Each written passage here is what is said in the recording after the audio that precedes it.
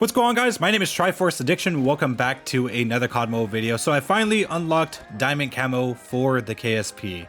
Probably one of the more overpowered SMGs for this season, and even since then, I probably had Diamond Camo for like about a day now. I could have uploaded the video yesterday, but the thing is that I'm still freaking tired. I was actually considering making this video for Monday, but I need to get content out anyways. So I thought right about now I would give some closing thoughts about the KSP 45. So I believe this is like the second or third Black Ops Cold War weapon to make it to this game, and we weren't really expecting much for an SMG, especially the KSP. I mean, it was a pretty decent one at that in that game, but you know, it's not really that memorable. But in reality, they didn't have much of a choice, because some of the weapons that are in Cold War are technically in this game, like the MP5. We already have the QQ9. For the AK-74U, we do have the RUS-79U. So in terms of options for weaponry that can be added from Black Ops Cold War, it's very narrowed down. If anything, the ones that they can add is, of course, the KSP or the DLC ones that came out in the later seasons of that game. Even for the assault rifles, it is narrowed down a little bit as well, because you can add the AK-47 or the XM4, because we already have the M4 in this game, or I guess even the M16 as well. But of course, they could add stuff like the Krig 6 or the Carve something. It was like a burst rifle or some shit like that. Or they could add the AUG, what do you call it? The burst AUG, or I don't know. They have like a bunch of different weapons. The truth is, I haven't really kept up with the game, but yeah, the KSP was a pretty good option at that. And plus, we kind of needed another burst SMG. We haven't had one since... Actually, we really haven't had one since like the Pharaoh. But even then, it's not really much of a good option, because that one has so much recoil. We also do have the Shicom, which is like another burst weapon. It is a lot more solid than it was before, because it got changed. I'm planning to still make a video comparing the two, because I'm sure a lot of you guys would love to see that. But, you know, giving my review on the KSP, it's a very, very good burst weapon, especially for an SMG. Might be a little bit too much on the strong side, but the damage does drop off. The reason why I didn't feel it that often was because I was just playing Shipment the whole time. But I did have some gameplay of Favela. I was doing it as well in the live stream. And yeah, the damage does seem to drop off pretty significantly, but the headshot does save you a little bit. I think one thing that they can do to tone it down just a little bit is probably reduce the ADS speed, because I think it's a little bit too fast.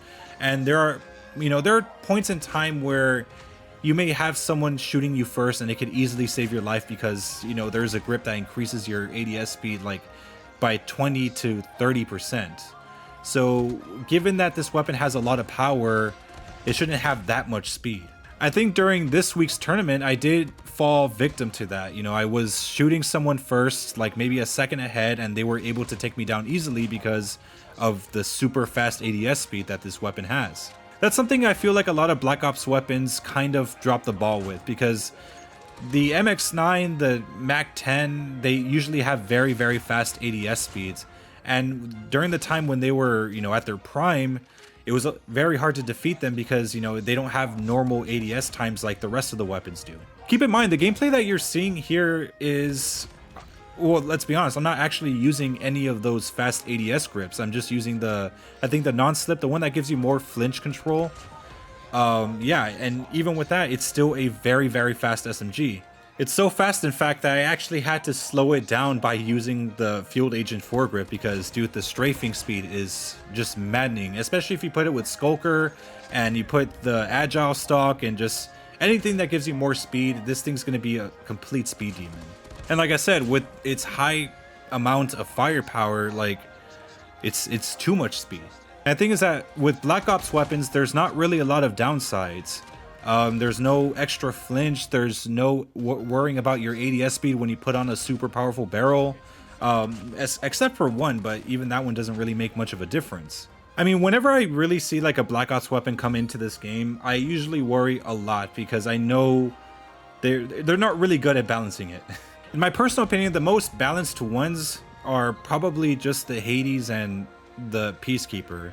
I mean, even the reload speed can probably do some work too, because it is pretty fast. I mean, if you look at the MAC-10, it doesn't really matter what mag you put on. It always kind of feels like it's the same ADS speed, maybe slightly slower depending on which one you put. But like I said, even then it's the same, it's extremely fast.